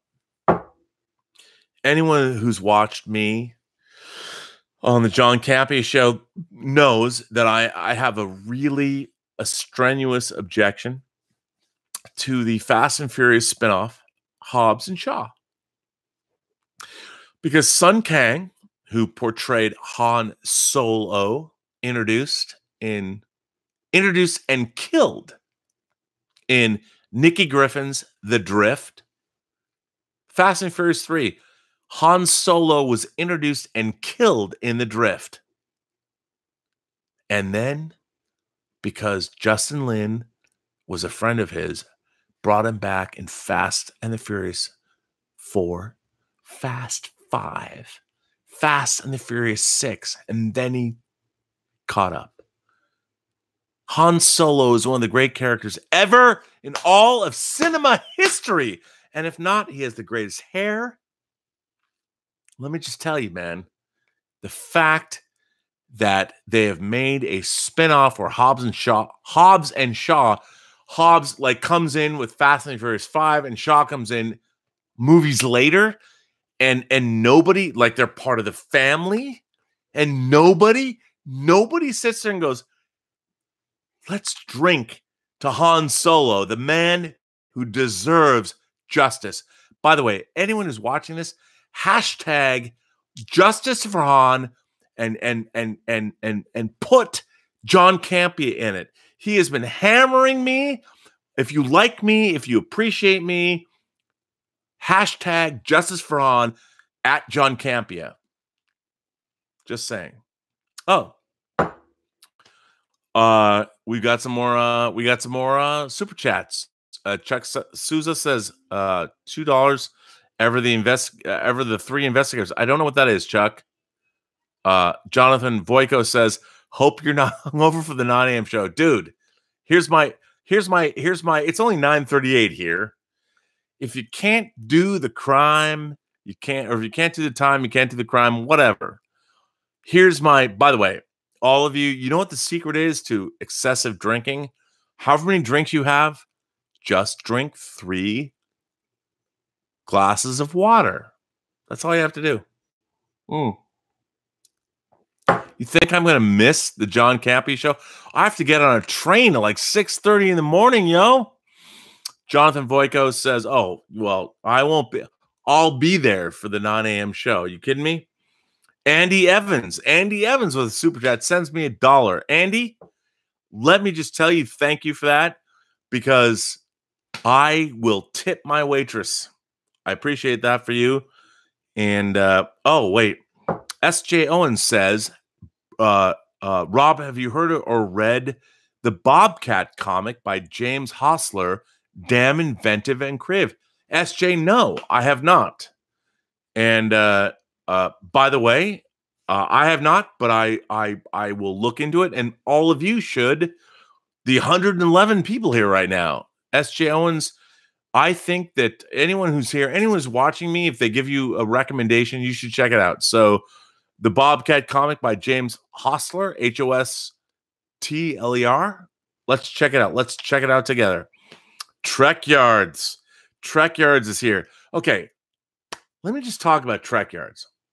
If you guys are Star Trek fans, Sam Cockings and the other,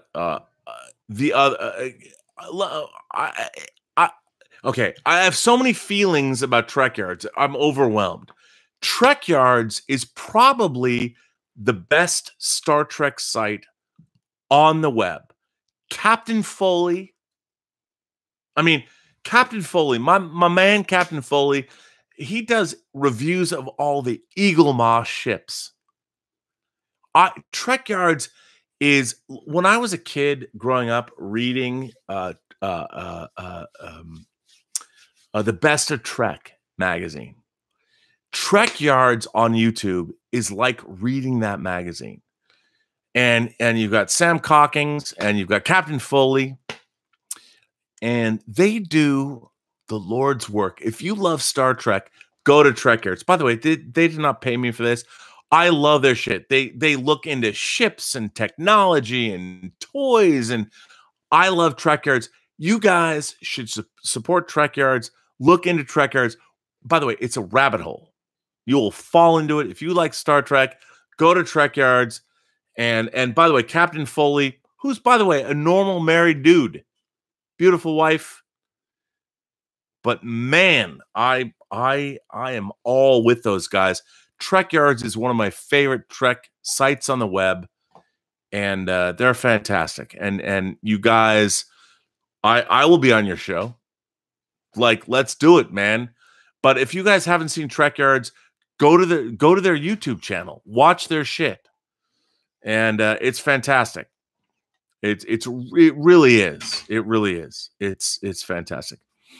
The Gray Man says, "Have you seen him sober?" I don't know.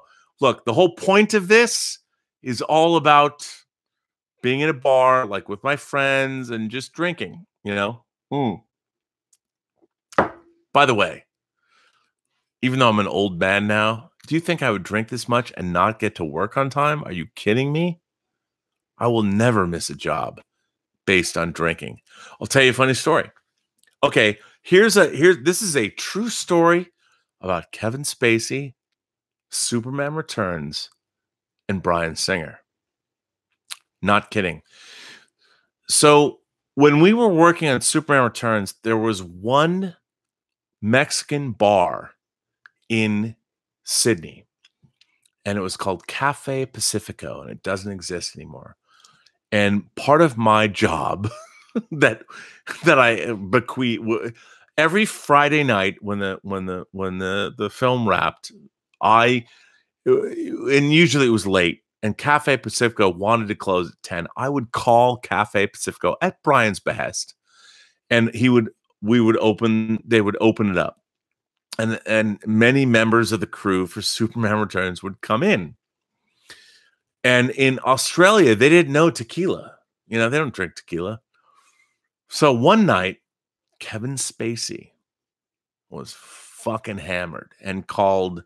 He only worked on Superman Returns for like 6 to 8 weeks. I don't remember when he showed up. But so he called Brian, and I was, with Brian, and we went to Cafe Pacifico and drank with Kevin Spacey.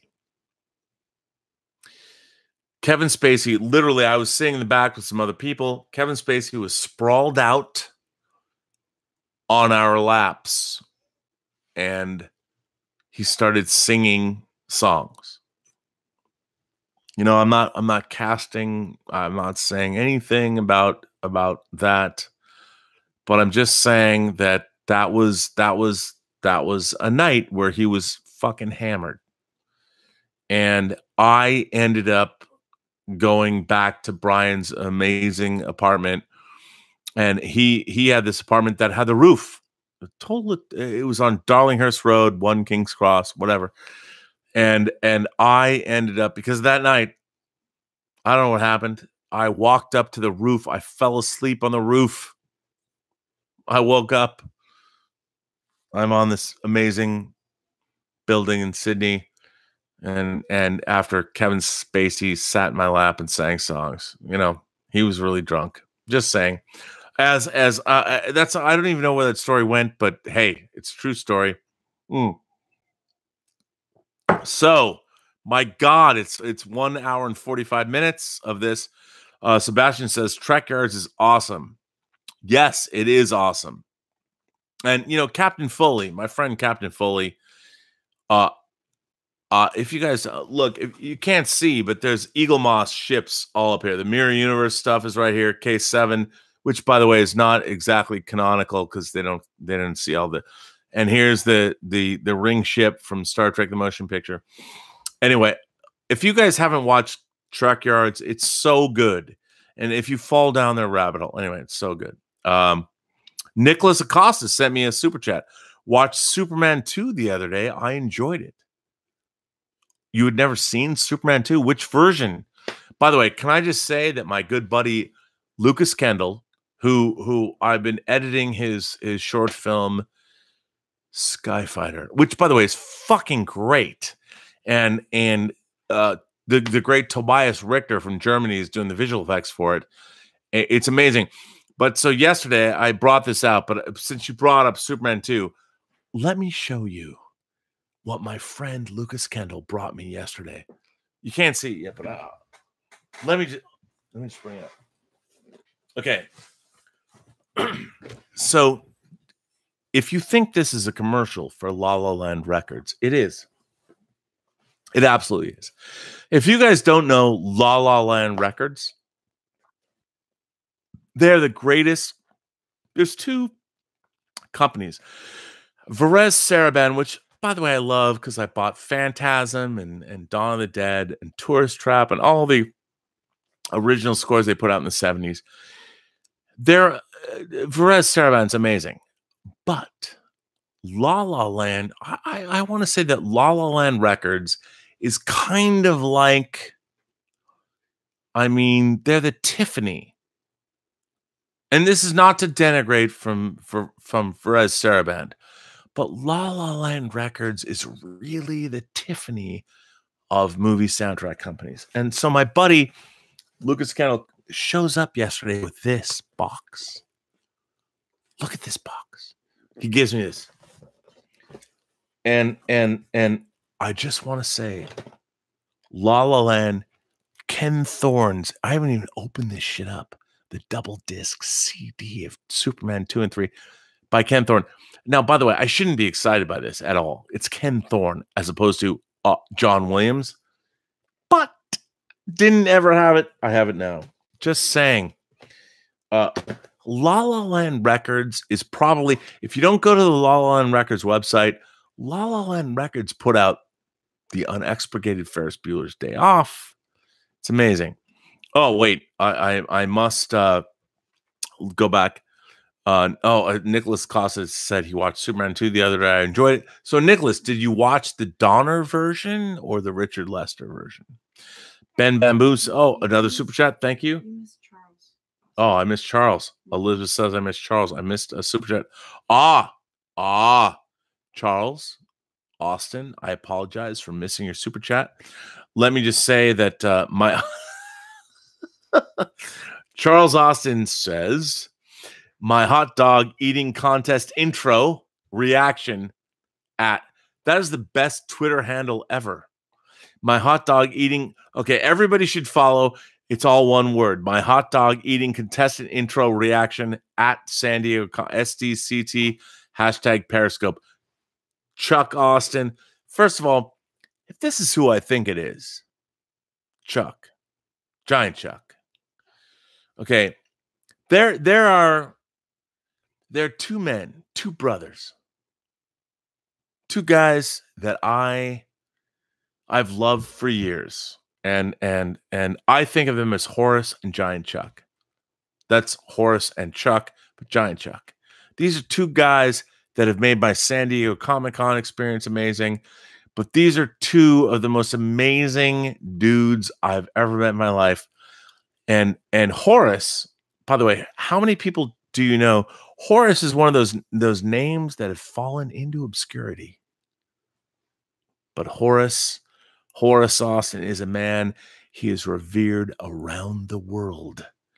He is the biggest fan of the band The Who that ever existed. He's also the man that got Prelude to Axnar and more film festivals than ever.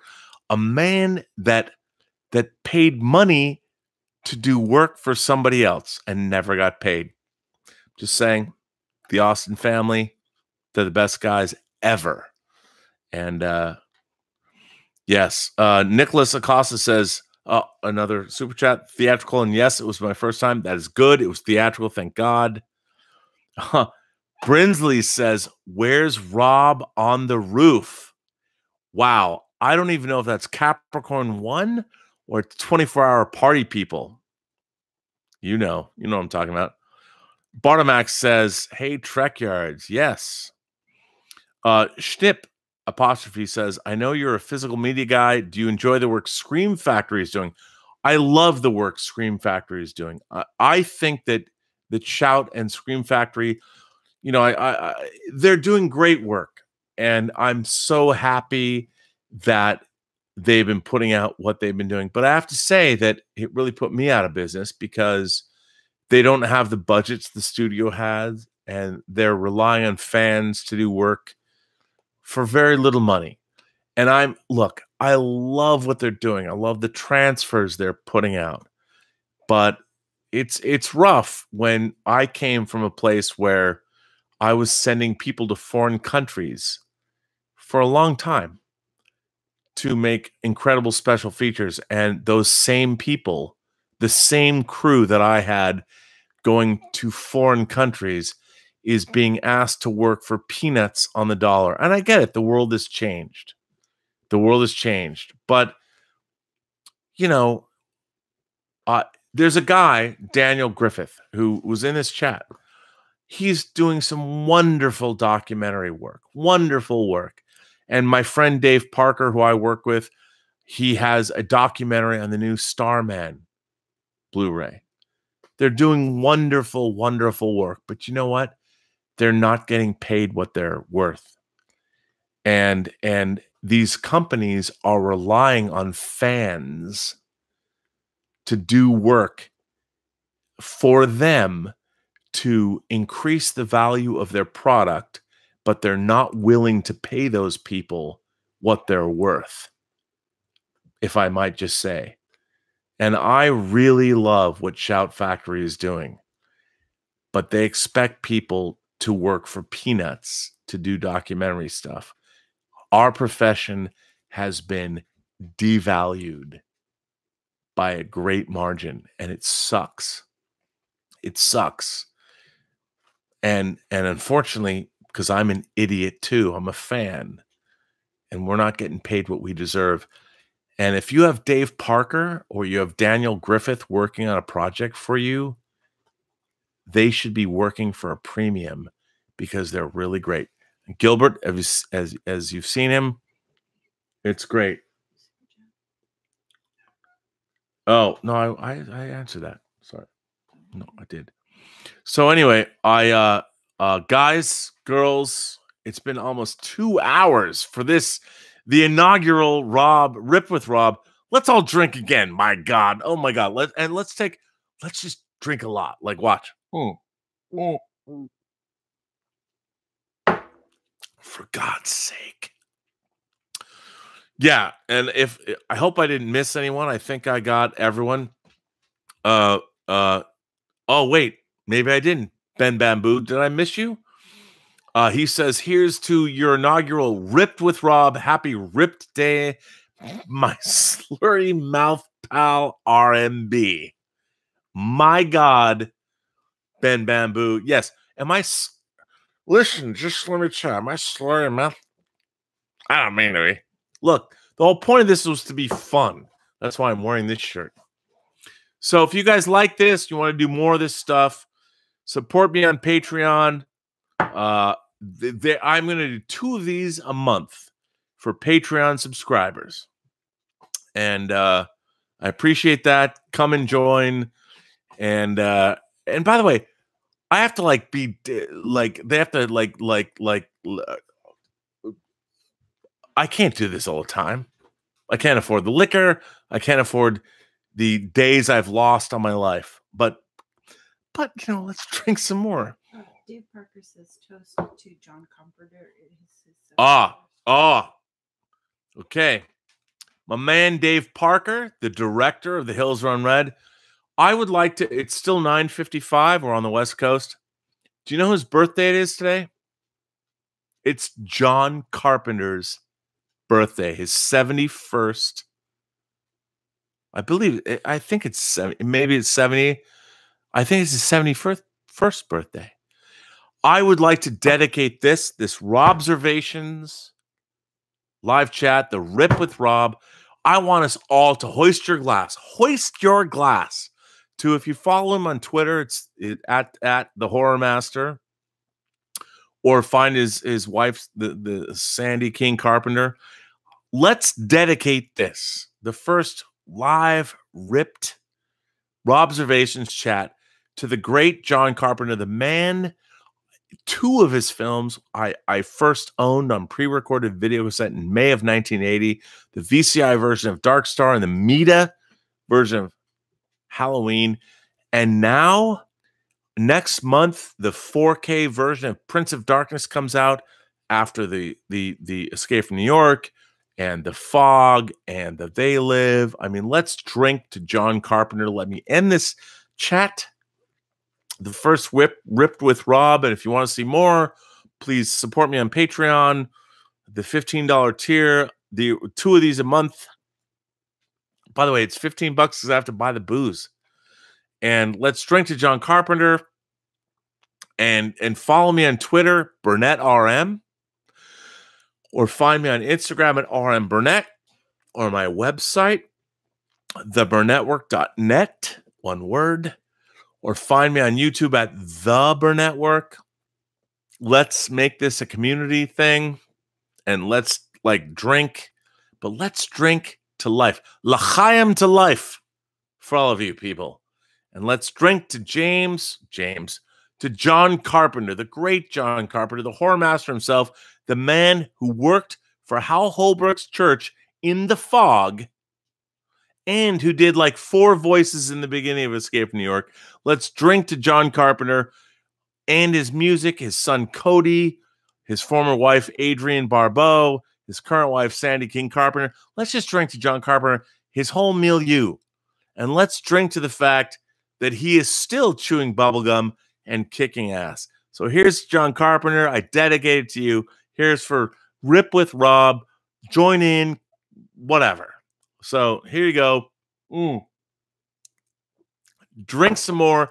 Tune in, and you know what? I've gotten to the point where I can't even speak anymore. But I appreciate all your super chats and everyone who is talking here. By the way, subscribe to the Burnett Work. Hit the little you know, whatever it is, the thing. If you like this, I appreciate it. And your support keeps me going. Because, by the way, I need health care. Seriously, I need some kind of intravenous or intravenous, not like my Venus, like Bananarama. You know what I'm saying? Perhaps I need blood transfusions like Keith Richards or whatever, or perhaps I'm going to watch or listen to the La La Land Records version of the Airport 77 soundtrack, which is amazing. And people keep saying things. 104 people are watching this. DJ Mashburn says, yes, get people to watch this, man. I am drinking for you. That's what I'm talking about. And we are at 1 hour and 58 minutes and 59 seconds. Here's the thing.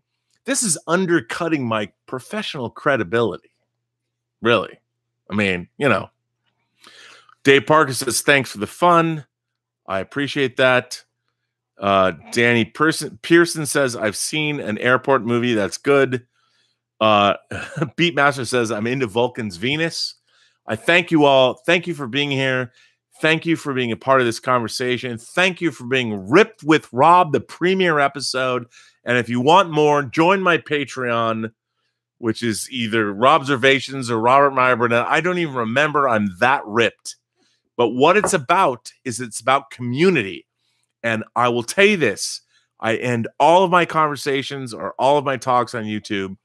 Here's the thing. And this is, I'm being sincere. Every person you meet has a story to tell that you have not heard. All you have to do is listen to them. That's what this channel is about. That's what Getting Ripped with Rob is about. I hope you enjoy it. Thank you for supporting me, and I will see you tomorrow. I will see you tomorrow at 9 a.m. on the John Campea Show, and I will be back here doing something great without this really, like, I'm sweating, without this poet shirt. But thanks for being here. Thanks for participating. I really love you guys. And please send me whatever you want me to talk about, because I will, because I don't even remember what I talked about 2 hours ago. But thank you. Thank you. I really love you guys, and I appreciate you being here.